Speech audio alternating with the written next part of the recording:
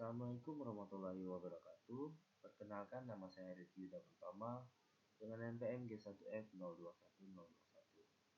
Di kesempatan kali ini saya akan mendemonstrasikan bagaimana melakukan pengujian validitas dan reliabilitas terhadap suatu data kuesioner dalam mata kuliah metodologi penelitian. Langsung saja kita mulai. Di sini sudah terdapat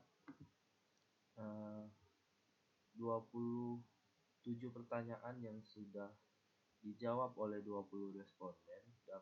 Dapat kita copy saja di sini dan kita pastekan di IBM SPSS yang merupakan software yang digunakan untuk uji validitas dan reliabilitas. Kita pastikan di sini.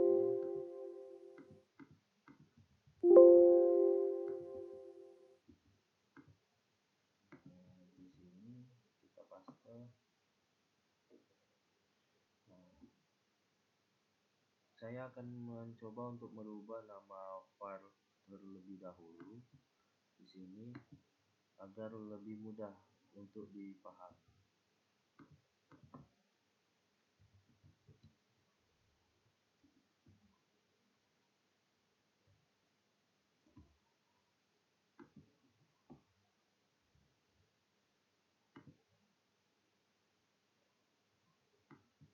Nah, untuk X8 itu kita ganti dengan total karena ini merupakan kolom total.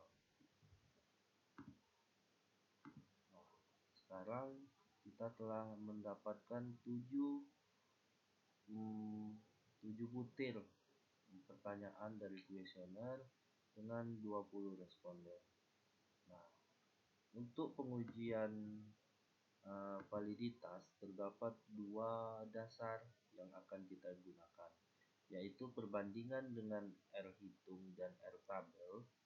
Yang kedua itu melihat dari nilai signifikansi. Nah, untuk nilai R tabel dapat kita lihat di sini.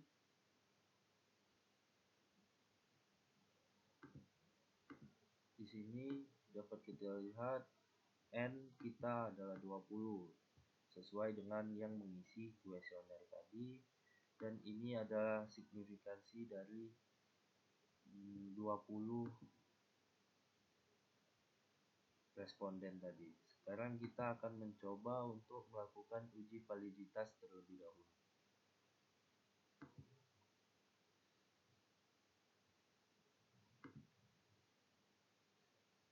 Dapat kita masukkan seluruhnya ke variabel.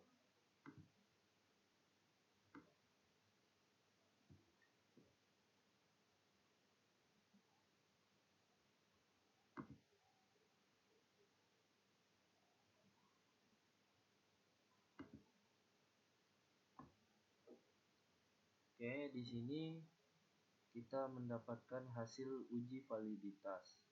Nah, di mana kita dapat melihat apakah kuesioner itu valid atau tidak?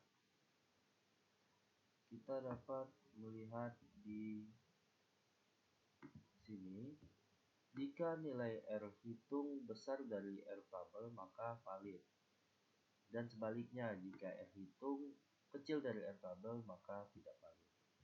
Kita lihat terlebih dahulu untuk R hitungnya. Nah, untuk X1 atau bulir pertama itu 0,886 dan kita bandingkan dengan R tabel yang ada. Untuk 20 responden, R tabel dengan signifikansi 5% itu di 0,444, yang dimana nilai R hitung itu sudah lebih besar daripada R tabel yang ada. Jadi untuk X1 itu sudah valid. Nah, kita lanjut ke X2 0,840.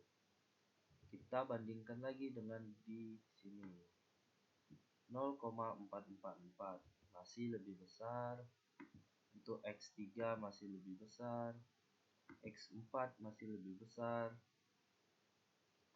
X5 juga masih lebih besar dari 0,444 dan sampai hingga X7 yaitu 0,499 dan masih lebih besar daripada R-table tadi. Dan cara kedua, kita dapat melihat nilai sig atau signifikansi. Jika kecil dari 0,05 itu valid. Sebaliknya, jika lebih besar dari 0,05 maka bulir pertanyaannya itu tidak valid. Bisa kita lihat di sini sig to tail 0,001 yang artinya lebih kecil daripada 0,05. Artinya X1 itu valid sesuai dengan nilai signifikansi.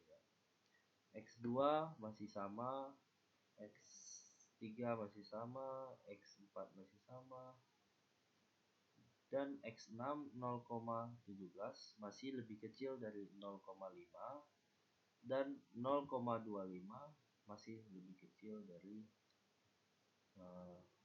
0,5 yaitu signifikansinya tadi. Jadi berdasarkan Pearson correlation dan signifikansinya, seluruh bulir kuesioner kita sudah valid, sudah teruji untuk validitasnya. Nah, sekarang kita akan melakukan uji reliabilitasnya. Terdapat aturan untuk uji reliabilitas, yaitu Cronbach alpha. Kuesioner akan dinyatakan reliable jika nilai Cronbach alpha besar dari 0,6. Kita akan melakukannya di analyze, terus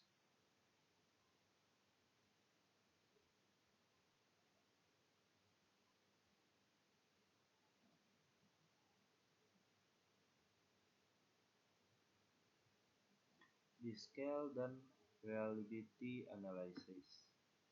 Nah, kita di sini hanya memasukkan X1 hingga X7 ke dalam item. Kita buka dulu menu statistik dan kita centang pada scale if item deleted. Continue dan klik OK. Uji reliability telah kita dapatkan. Nah, nilai Cronbach alpha dari 7 item atau 7 bulir kuesioner tadi merupakan 0,850. Dan kita lihat rules-nya tadi, kuesioner akan dinyatakan reliable jika nilai Cronbach alpha lebih besar dari 0,6. Dan terbukti bahwa Cronbach alpha dari 7 item ini 0,850 yang dimana lebih besar dari 0,6. Jadi untuk data kuesioner dari contoh kasus ini sudah dinyatakan valid dan juga reliable. Mungkin sekian dari saya. Saya akhiri. Wassalamualaikum warahmatullahi wabarakatuh.